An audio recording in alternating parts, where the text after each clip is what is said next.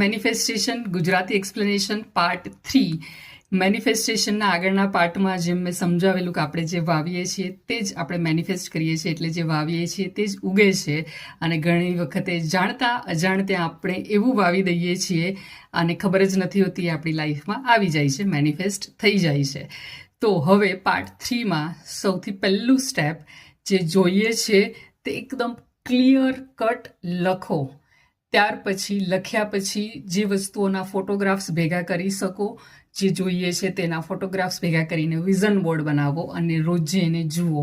And number 3 step છે જે gratitude practice 1 થી 30 દિવસની આપણે કરી રહ્યા છીએ અત્યારે, તે પ્રેક્ટિસને ચાલુ કરો અને જુઓ કે તમને જે જોઈએ છે તે મેનિફેસ્ટેશન થવાનું સ્ટેપ બાય સ્ટેપ ચાલુ રહેશે.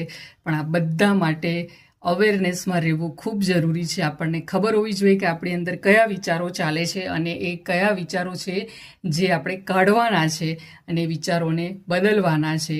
વિચારો એ ફર્સ્ટ સ્ટેપ છે મેનિફેસ્ટેશન બદલવા માટે. વિચારમાં બદલાશે તો બાકીની એક્શનમાં બદલાશે અને જે જોઈએ છે તે મેનિફેસ્ટ થશે.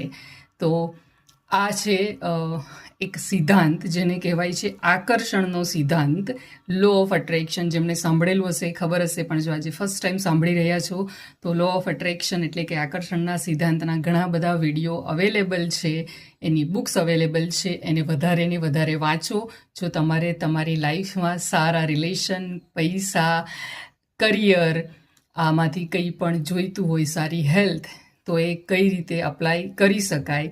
અને જો તમે ઈચ્છતા હો કે આ આકર્ષણના સિદ્ધાંતને વધારે સારી રીતે હું ગુજરાતીમાં સમજાવું અને વિડીયો બનાવું, તો પ્લીઝ કમેન્ટ કરજો કે આકર્ષણના સિદ્ધાંત પર વિડીયો બનાવો. તો હું હવે પછીના વિડીયોઝ એના પર બનાવીશ. બહુ બધી બુક્સ અવેલેબલ છે, બહુ બધા વિડીયો અવેલેબલ છે, તમે સેલ્ફ સ્ટડી પણ કરી શકો છો.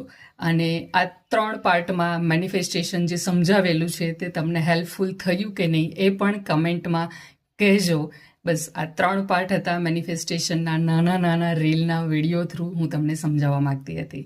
ફરીથી મળીશું નવા વિડીયો સાથે. Good bye, take care.